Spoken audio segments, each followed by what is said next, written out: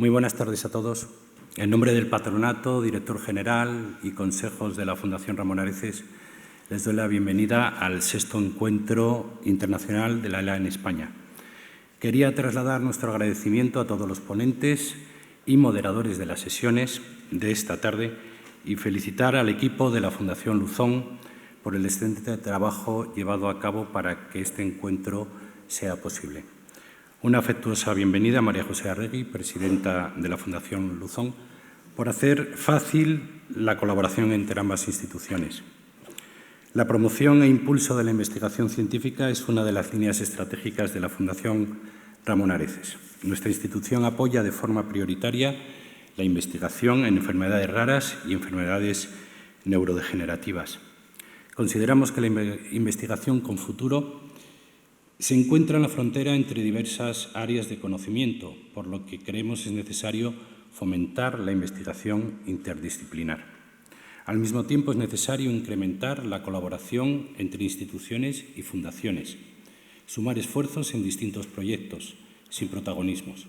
Es por ello que la Fundación Ramón Areces hace suya la lucha contra la ELA y por esa misma razón mantenemos una estrecha colaboración con la Fundación Luzón. Para nosotros, este encuentro internacional, que alcanza su 6ª edición, se ha convertido ya en una tradición.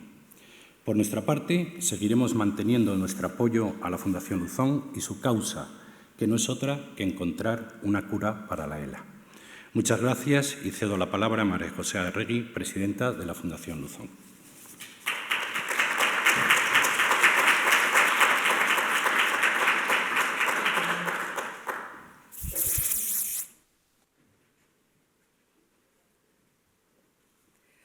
Muy buenas tardes a todos y a todas. Un año más nos encontramos en la casa de la Fundación Areces y lo primero que quiero transmitir es nuestro agradecimiento a la institución, a su director general, a Manuel y a todos los que forman parte de esta fundación que desde el principio siempre nos han acogido y nos han apoyado. Y comenzar una andadura de la mano de una institución como es la Fundación Areces no es cosa baladí. Esto es el aval del rigor y de la constancia con que nos gusta hacer las cosas. Hoy celebramos la 6ª edición de nuestras Jornadas Internacionales en Investigación en ELA, un día para compartir y que los avances de la investigación sean conocidos entre todos los miembros de la comunidad científica. Y es que compartir la información es vital para la integración de todos los aspectos que componen lo que conocemos como esclerosis lateral amiotrófica. Aunque en realidad lo que sabemos es muy poco. No conocemos su origen, ni qué desencadena la muerte de la neurona motora. Solo tenemos unos pocos focos de luz en medio de toda esta oscuridad. Son algunos de los mecanismos implicados, como nuestros ponentes hoy nos van a explicar. Y esto hace que cada pieza de este terrible puzzle sea importante para llegar a tener una imagen final que nos muestre cómo detener esta enfermedad. Por tanto, esta jornada va más allá. También da la oportunidad de que la complejidad y el trabajo que hay detrás de la ELA llegue a la clase política para toma de decisiones informadas y rigurosas, a la industria para el fomento de las colaboraciones entre sectores, a las fundaciones para que aprendamos cómo podemos apoyar a la ciencia y, sobre todo, a los afectados, los familiares, las asociaciones y todos aquellos que conviven con la ELA. Se está trabajando mucho y bien, con grandes profesionales, grandes ideas y mucho esfuerzo. Estamos viviendo una época dorada en nuestra causa. No puedo dejar de nombrar a Juan Carlos Unzúe y lo que ha supuesto la acción promovida por él con el partido Barça-Manchester City.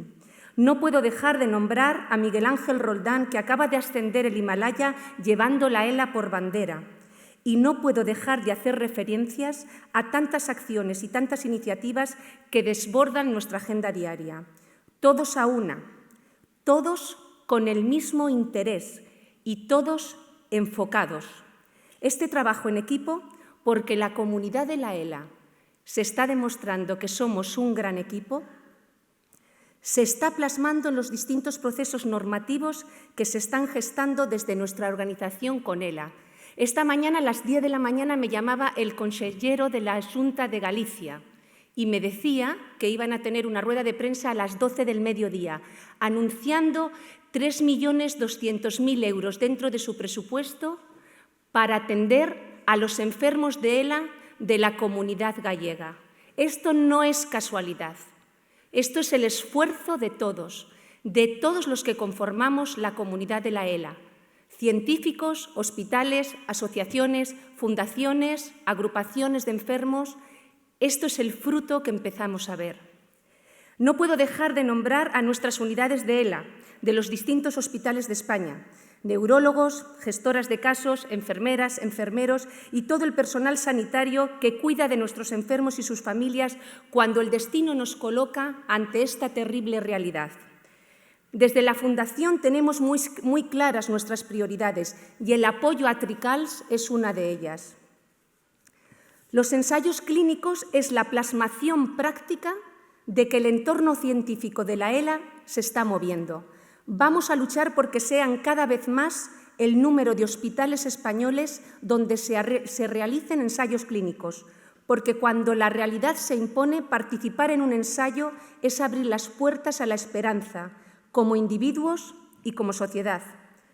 Apoyémonos unos a otros, con rigor científico como es el que aquí tienen todos ustedes. Estado, instituciones, farmacéuticas, fundaciones, asociaciones, personal sanitario y enfermos, porque juntos estamos creando un futuro para que la ELA no nos arrebate lo que más nos importa. Muchas gracias a todos por estar aquí.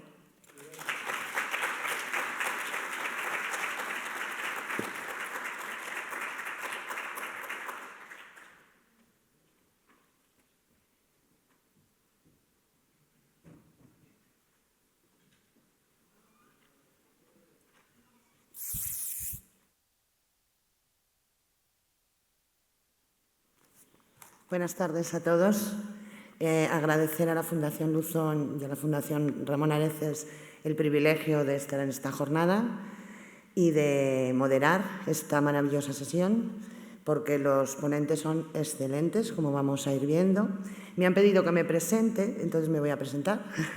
Soy Chara Osta, coordino un grupo en la Universidad de Zaragoza y en el Instituto de Investigación Sanitaria de Aragón desde hace 22 años, como hemos hablado en el café, para estudiar la ELA desde dos puntos de vista. Buscamos nuevas estrategias terapéuticas. Soy licenciada en veterinaria y doctora en veterinaria en el modelo animal, el famoso G93A. Por otro lado, el equipo también se está buscando biomarcadores diagnósticos y pronósticos basados en distintos productos, en colaboración con muchos hospitales, en particular muy cercana con el Hospital 12 de Octubre de Madrid, que desde el modelo animal trasladamos a los pacientes, en colaboración sobre todo con el doctor García Redondo. Y lo dicho, a todos nos encantaría tener cuanto antes una terapia efectiva. Creo que, ojalá me equivoque, queda un poquito, pero cada vez, como comentaba María José, los esfuerzos son mayores y eso es para felicitarnos. Y para llegar a esas terapias que todos queremos y que nos urgen, a veces también necesitamos conocer la base de la enfermedad, estudiar la enfermedad desde distintas ciencia básica, que aunque en principio parece que no tiene un resultado a corto plazo, igual no lo tiene, en el futuro puede que haya dianas terapéuticas que se pueden usar. Y yo creo que la jornada de hoy vamos a ver eso. Vamos a ver quizá también aplicaciones, pero sobre todo estudios básicos que están demostrando que cada vez el conocimiento de la ELA es mayor. Y ya no me enrollo más, porque los que valen la pena son los ponentes. El primer ponente es el profesor Robert Ballop, Él es licenciado en Medicina y doctor por la Universidad de Washington y completó su residencia en Neurología en Harvard, en Boston. Regresó a la universidad como profesor, estuvo trabajando duramente también allí, hasta que en el 2011 se trasladó al Centro Médico Cedars-Sinai de Los Ángeles, ¿es correcto?, donde ha hecho una gran labor a nivel básico en las enfermedades como ELA, demencia frontotemporal y la enfermedad de Charcot-Marie-Tooth y distrofías musculares. Siguió dirigiendo esto hasta que al final cambió un poco la torna, ¿no?, y se fue a la empresa privada. Estuvo trabajando en Roche y actualmente es director mundial de neurociencia de los Institutos Novartis de Investigación Biomédica. Además, Bob, si me permites llamarte así, o el doctor Balogh, es tan capaz de todo que nos va a dar la conferencia en castellano. Yo creo que es para agradecérselo. Muchas gracias, Robert. Cuando quieras.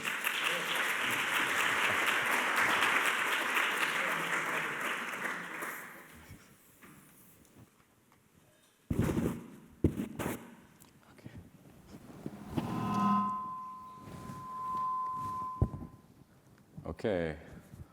Buenas tardes a todos.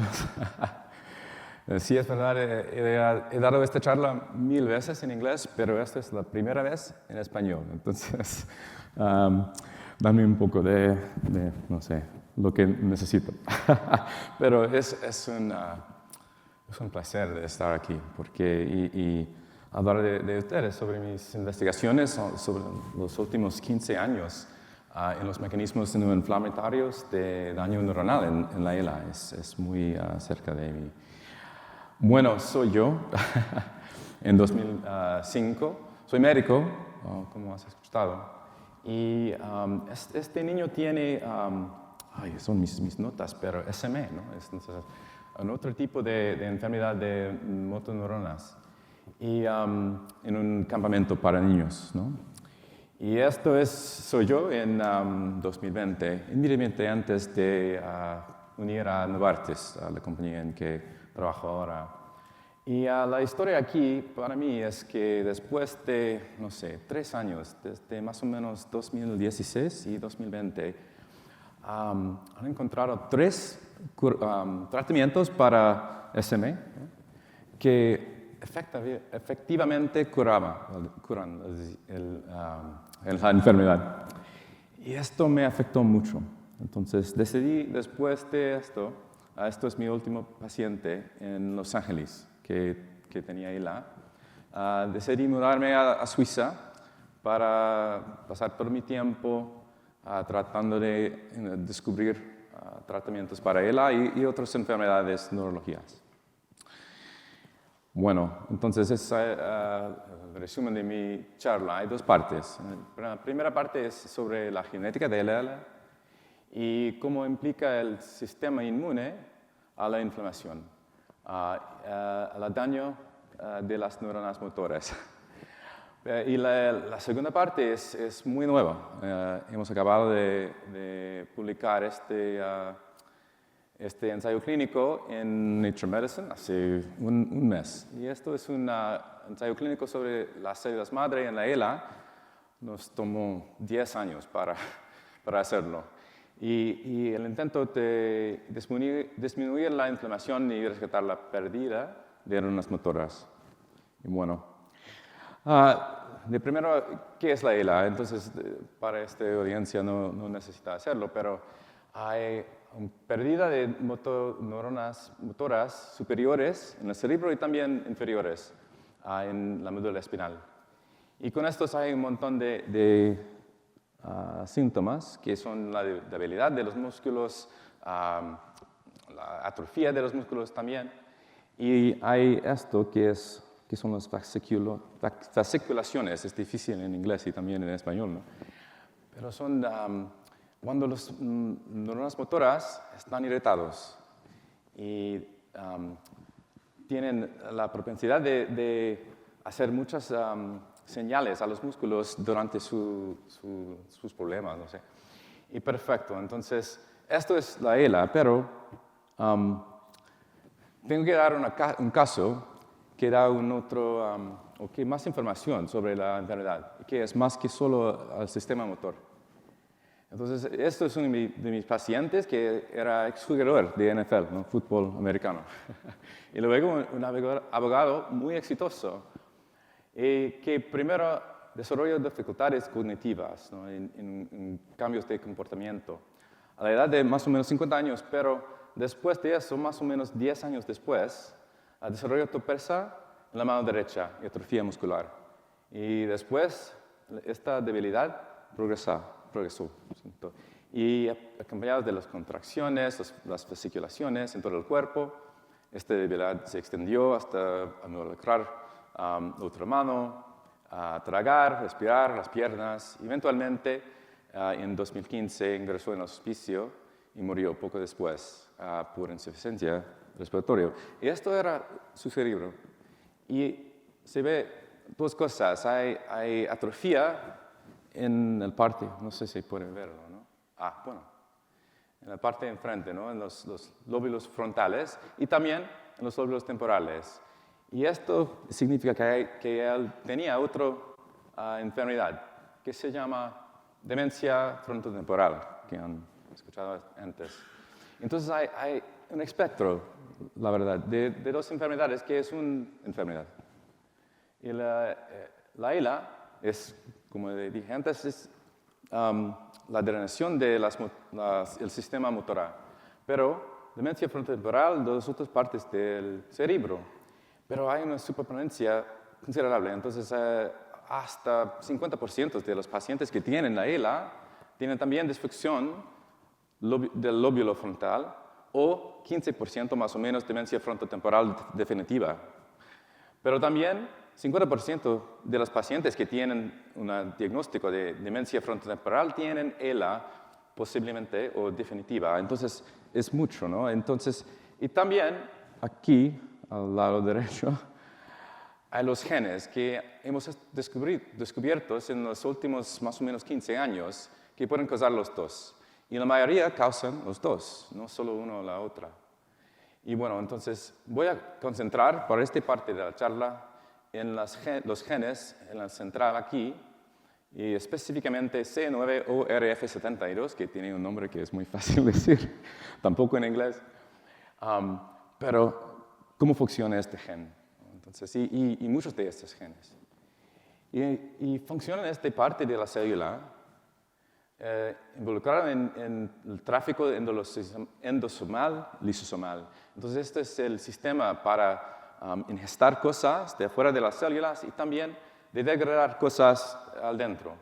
Y esto aquí es este gen, o la proteína que está encodada con este gen, este C9orf72, y también todos los genes en rojo pueden causar la ELA o la demencia frontotemporal también. Entonces sabemos que esta vía es muy importante, pero no sabemos exactamente en cuáles células y por qué, qué hace que eventualmente puede causar la enfermedad. Entonces, tengo que describir más sobre esta mutación, que es muy específico en C9orf72, porque es una expansión repetida de un hexanucleótido, que está mostrado aquí, entonces 4G y 2C. En personas normales solo hay 2 repeticiones, pero en pacientes puede ser 1000 veces, entonces mucho. Y hay 2 efectos de esta mutación. Al lado izquierdo, lo siento, se puede causar una disminución de la expresión del gen. Y en los pacientes que tienen la ELA desde esta mutación, hay una disminución más o menos 50% de la proteína y también de la ARN. Esto es en el cerebro frontal de los humanos. Pero también puede causar otras cosas si la transcripción del gen empieza enfrente de la repetición de la mutación. Se puede incorporarlo en el ARN y esto puede agregar, en el núcleo.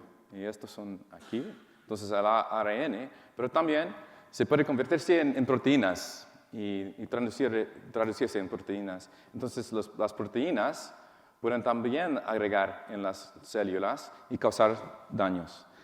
Y hay muchas cosas así, entonces sí, muchas publicaciones han descubierto muchas cosas, pero es interesante porque hace, no sé, 6 meses han acabado un ensayo clínico con los oligonucleótidos antisentíderos de una compañía que se llama Biogen.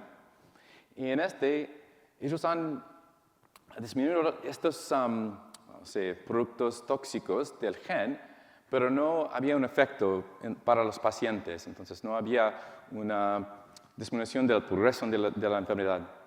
Entonces, ahora y antes, estamos concentrando en esto, los efectos de la deficiencia de este gen. Y el resto del parte primero voy a describir esto, las investigaciones de mi laboratorio en este tema.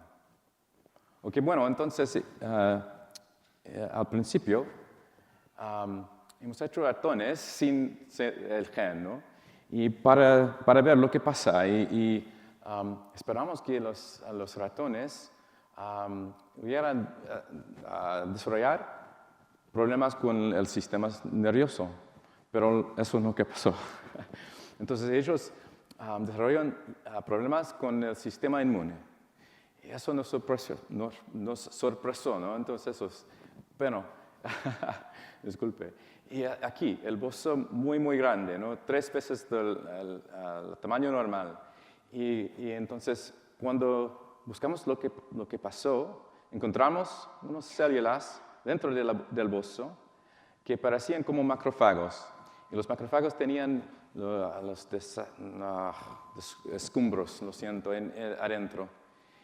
Y esos han causado algunos problemas. Entonces, cuando vimos lo que pasó en las células, vimos las lisosomas engrandecimientos o más grande. Entonces hay un problema en este sistema.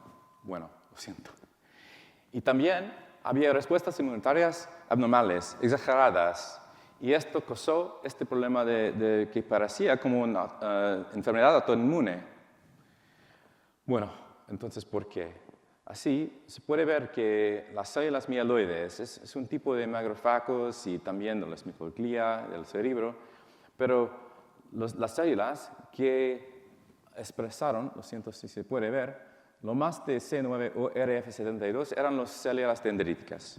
Entonces, después decidimos buscar lo que pasa en las células dendríticas para causar este problema. Y estas células son muy importantes para el sistema inmune, porque ellos son como un termostato para el sistema inmune adaptativo, para las células T y B, para luchar contra las infecciones y también el cáncer.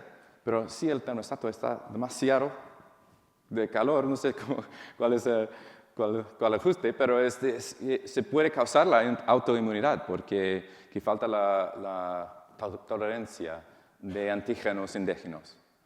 Entonces, un estudiante en mi laboratorio investigó esta pregunta. Y ella descubrió que en las células dendríticas de los ratones muy jóvenes, entonces, antes de tener una enfermedad autoinmune, en las células dendríticas había problemas con RNA-seq, con secuencia de ARN, en este sistema de defenderse de los virus, específicamente de los interferón tipo 1. Entonces, esta respuesta de interferón tipo 1 estaba exagerada y se puede verlo aquí. Entonces, en todos los ratones que faltan C9OR72, todos los genes en esta respuesta están demasiado alta. Y después ella buscó por qué. Entonces, parecía que inicialmente, ella estimuló las células con los agonistas de los vías que parecían como bacteria o los virus. Y la mayoría eran normal, pero la respuesta de los agonistas de esta vía y esta proteína que se llama STING era muy exagerada. Entonces se puede ver aquí que en los ratones que tienen la mutación, ellos tienen una respuesta aquí muy exagerada comparado a las normales. Bueno, entonces, ¿qué es este vía? Este vía es para detectar los nucleótidos de ADN de doble cadena, típicamente de viruses, pero también de mitocondria o otros daños de las células. Y este vía causa, después de un par de otras proteínas, la activación en el núcleo de los genes que están responsables para luchar contra los virus y la infección y todo esto. Entonces causa un montón de inflamación. Y sabemos, o antes se sabía que es muy importante el sistema lisosomal para degradar esta señal y para pararlo. Entonces está mostrado aquí al lado derecho, lo siento. Dice, después de activarlo, necesita traficarlo a los lisosomas. Y si no lo hace, hay una respuesta exagerada de este vía. Bueno, entonces este es muy importante porque lo que les dije antes, este vía de endolosisomal está afectado del falta de C9orf72. Entonces es lo que concentramos inicialmente. Y, por supuesto, claro, había un retraso de la degradación de STING y una persistencia después de activarlo. Está mostrado arriba aquí, ahí. Después de 24 horas, normalmente, en ratones normales, sin la mutación, hay una falta de una degradación, lo siento, del STING. Pero en los ratones que faltan C9, aún está. Bueno, entonces es nuestra teoría, o hipótesis, que normalmente STING está traficado desde el endoplasma retículo y también al Golgi, y después necesita degradarlo a la autofagia y los lisosomas. Pero sin C9orf72, este no pasa y hay una acumulación en una activación sostenido. Bueno, entonces, ¿es verdad o no? Entonces, podemos hacer un experimento para averiguarlo. Y sacamos STING a través de cruzar los ratones que faltan C9orf72 con los ratones que faltan STING. Y lo que pasó es que con esto había una rescate del tamaño del bozo y también de la respuesta de las células esplénicas del interferón tipo 1. Entonces, parece que casi toda de esta respuesta, este estado inmunitario alto, está causado por este STING. Bueno, ok. Y claro que en este estado parecía que los ratones serían más susceptibles a enfermedades autoinmunes por esto. Entonces, esto es el termostato otra vez al lado derecho. Pero, ¿por qué todo esto tiene que ver con el té en China, como dicen mi abuela? Ok. Y esto es porque es verdad que los pacientes que tienen ELA también tienen una prevalencia aumentada en enfermedades autoinmunes. Sabíamos esto antes, pero no sabíamos por qué. Entonces, en la ELA, aquí, pero también, y especialmente en pacientes que tienen esta mutación en C9, en los que tienen demencia frontotemporal y también en la ELA. Y a veces, los pacientes que se pueden tener las dos enfermedades, entonces, enfermedad, la esclerosis múltiples y también la ELA, es muy raro. Pero en este grupo de pacientes, 80% de los pacientes tienen esta mutación de C9orf72. Entonces, es muy interesante, ¿no? Entonces, decidimos, no sé, hacer un experimento en los ratones también para ver si ellos están más susceptibles a un modelo de esclerosis múltiples, pero encefalitis autoinmune experimental. Y se ve aquí, las ratones que faltan las dos copias del gen tienen una enfermedad mucho más severa que los ratones que faltan solo una copia y que las ratones que son normales. Entonces, como los humanos, posiblemente, hay una propensidad de tener las enfermedades autoinmunes, pero necesita un estímulo, algo en el entorno para causarlo. Ok, bueno, como digo todo el tiempo, los ratones no son los humanos, entonces, ¿qué es esto? Entonces, buscamos en los pacientes, en la sangre de los pacientes, y aislamos los macrófagos del sangre de 5 pacientes que tienen la ELA de C9, 5 pacientes que tienen la ELA de otras causas y 5 pacientes normales. Y vimos exactamente lo mismo que en las células dendríticas de los ratones que faltan C9, es que hay una activación de este tipo respuesta interferón tipo 1. Y solo en los pacientes que tienen esta mutación, los otros pacientes no. Bueno, entonces decidimos repetirlo en más pacientes, porque solo es 5. Y un amigo mío de Colombia tenía muestras de 259 pacientes con ELA y 20 con C9. Y se puede ver aquí, porque hicimos la RNA-seq otra vez, y se puede ver que hay una disminución de la expresión del gen 50%, más o menos en las pacientes que tienen esta mutación. Pero otra vez, exactamente lo mismo, esta respuesta exagerada del interferón tipo 1. Entonces, eso pasa en las pacientes también. Y finalmente, en esta historia, tratamos de rescatar este defecto. Y lo hicimos en dos experimentos con las mismas células de la sangre de pacientes que tienen esta mutación. Y este es un inhibidor. Este ahora no es una medicina, no es para humanos, pero se puede usarlo para investigar esta vía. Bueno, entonces vimos que está correctado en 2 experimentos, en los macrófagos del sangre y también en otro experimento los macrófagos que están culturados por un tiempo, pero en cada situación vimos lo mismo. Entonces, es posible que pudimos usar esta manera de disminuir esta vía en estos pacientes. Y eso es muy importante porque todo lo que te he dicho antes es sobre el sistema inmune periférico.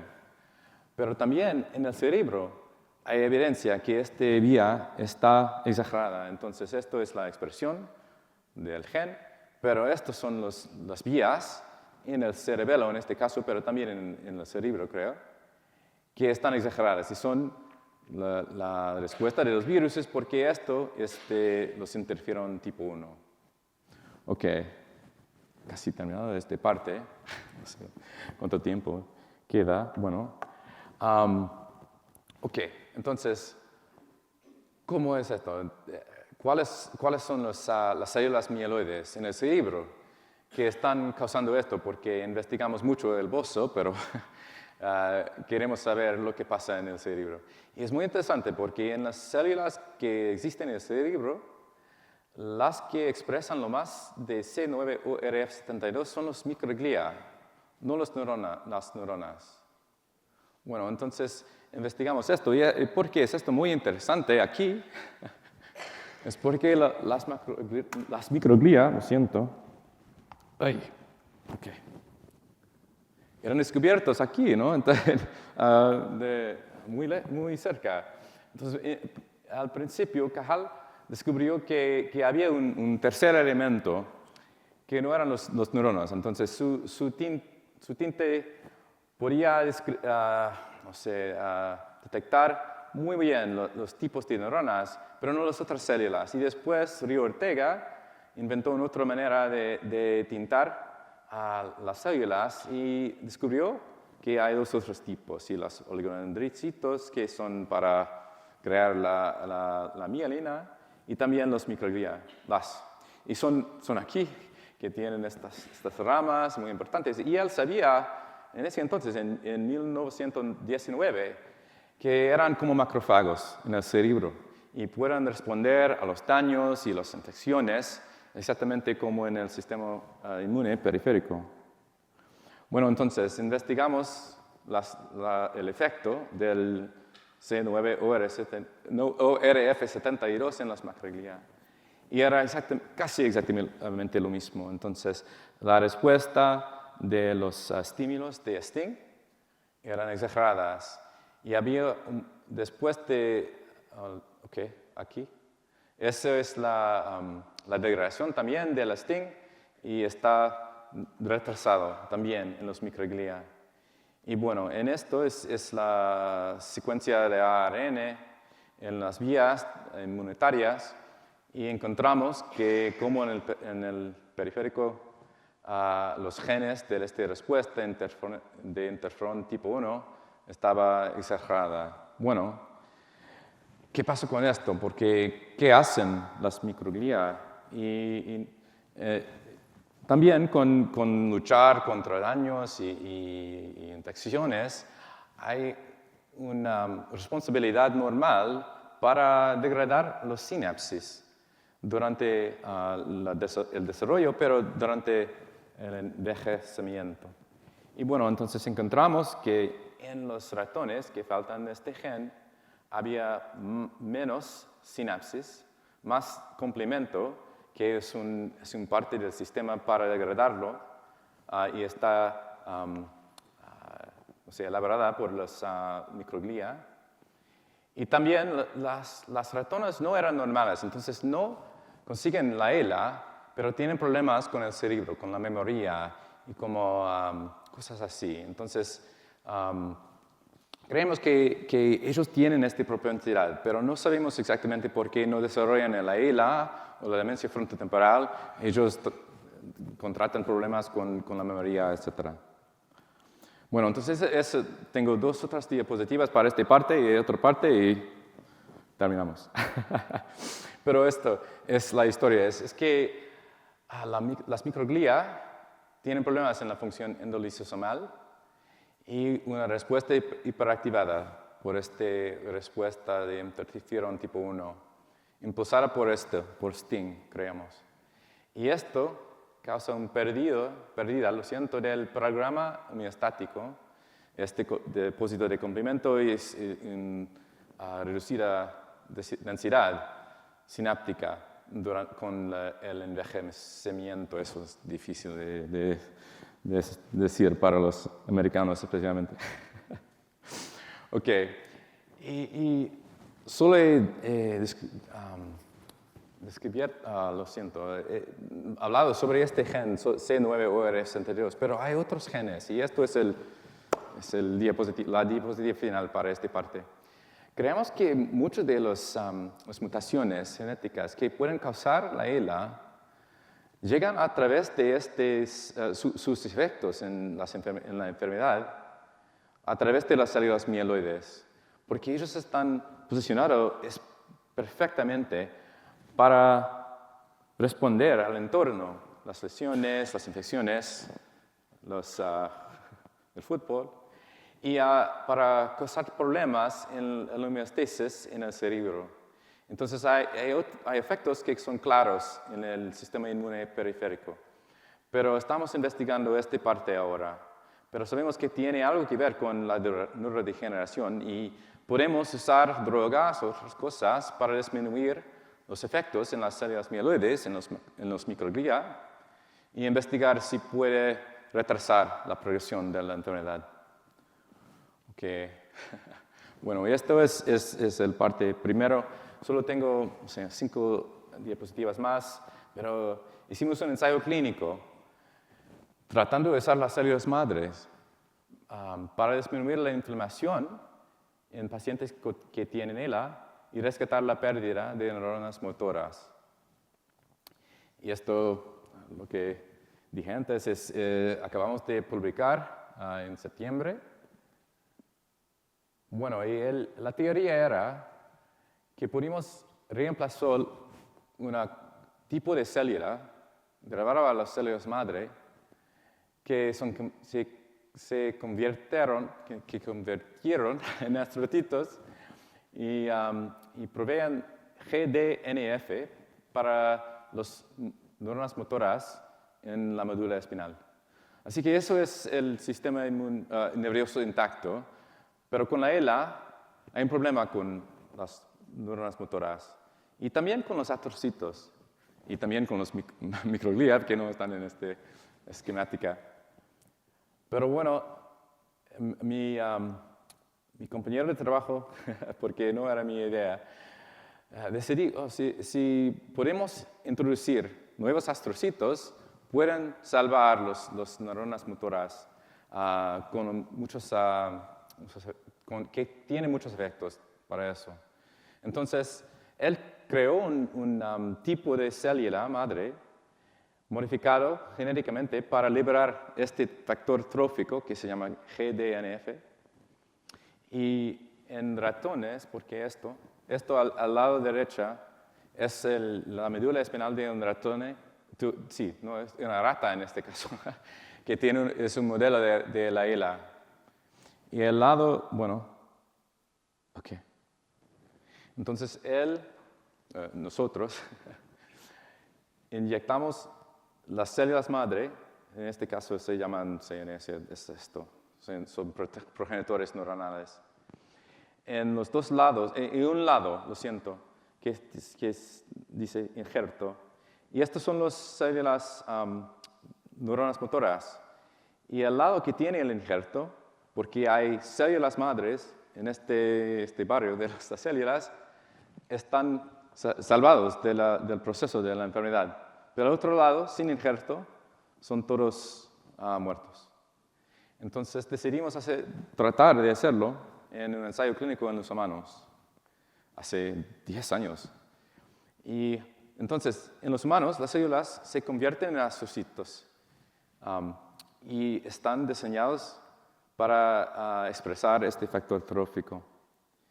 Y esto es lo que hicimos. Con 18 pacientes, era un ensayo clínico fase 1 y 2. Eso significa que era para la seguridad principalmente, pero también para descubrir si había un efecto de dosis diferentes. Y estas inyecciones eran similar que en las ratas, en que ellos eran unilaterales. Y esto era porque en hablar con el FDA, las autoridades de los Estados Unidos para hacer ensayos clínicos, ellos nos dijeron que no pudimos hacer un grupo placebo, claro, porque necesitáramos hacer una cirugía falsa y cosas así. Entonces esto en cada paciente tiene su mismo placebo, pero es el otro lado de la médula espinal. Y ponemos a través de múltiples medidas de función de las piernas, ver si hay un efecto de las células madre en la sobrevivencia de las neuronas motoras en un lado de la médula espinal. Sí, entonces, ¿por qué? Por eso el neurólogo, que era yo, y el paciente eran cegados al lado del injerto después de la cirugía. Solo el cirujano sabía.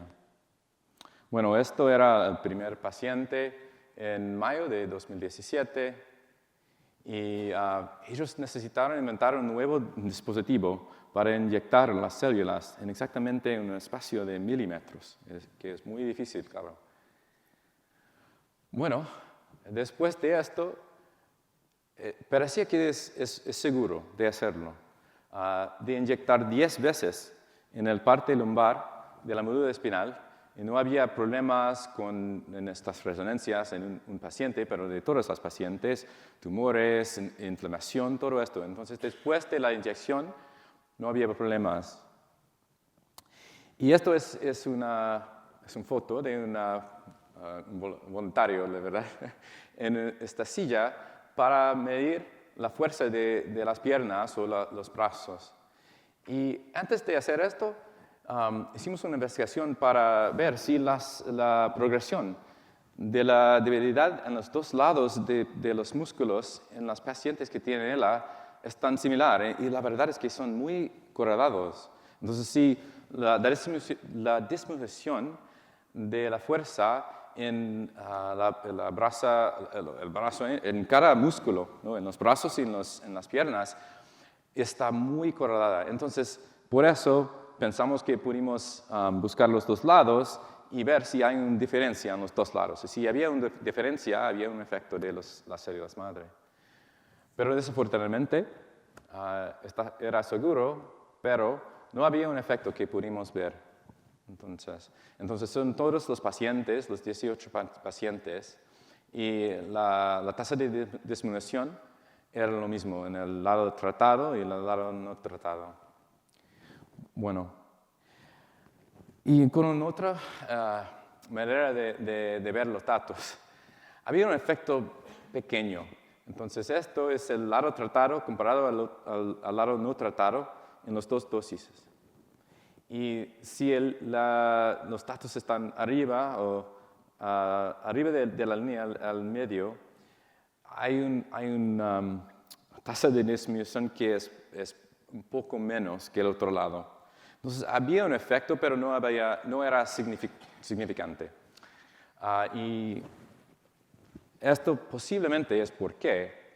Entonces, con este ensayo clínico tomó 1 año más o menos, pero sigamos a los pacientes hasta su muerte de la enfermedad.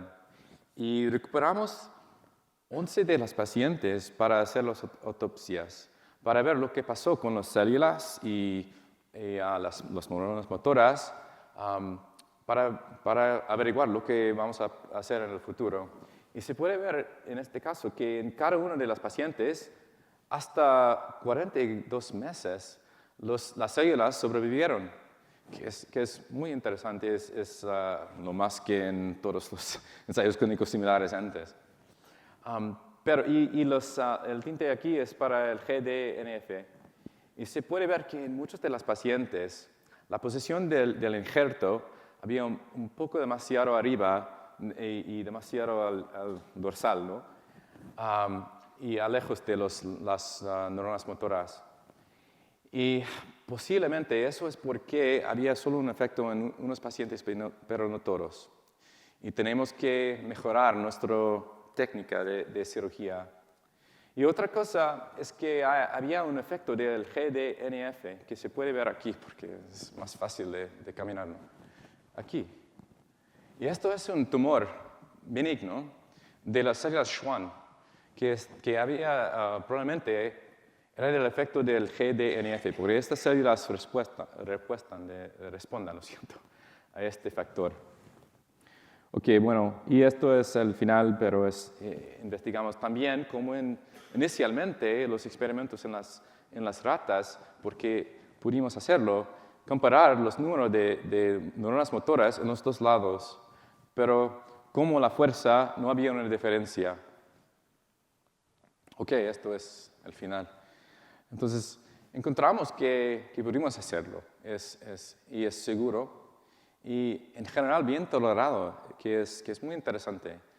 La verdad es que había un poco de dolor al lado que tenía el injerto inmediatamente después de la cirugía, pero no duró. Entonces, parece que esto era la cosa más mala. Pero la disminución de la fuerza era similar y tuvimos la oportunidad de hacer este análisis de tejido y seguimos hacerlo, pero encontramos que no puede mejorar el curso de la enfermedad. Ok, bueno, ¿qué nos depara el futuro? No sé. Esto era una visita del profesor Hawking en mi laboratorio hace casi 10 años, la verdad. Y esto es mi compañero que inventó las células madre. Y estábamos hablando con él sobre este experimento y lo que va a pasar en el futuro. Y él nos dijo, o sus ayudantes nos dijo, él tiene un comentario de todo esto. Y este comentario era que estoy muy emocionante, que como veo aquí, pero no estoy aguantando mi respiración. Entonces, él tenía un sentido de humor muy bien. Bueno, con esto voy a terminar. tengo que agradecer a todas las personas en mi laboratorio, en Cedars-Sinai, pero también los otros laboratorios, en mis colaboradores y todo el equipo del ensayo clínico, que era muy grande y era un experimento fantástico. Este equipo está continuando con el experimento, tratando de mejorar el técnico de cirugía y también de ponerlos en el cerebro, que esto es la etapa siguiente. Bueno, ok, esto es todo. Muchas gracias por aguantar mi español.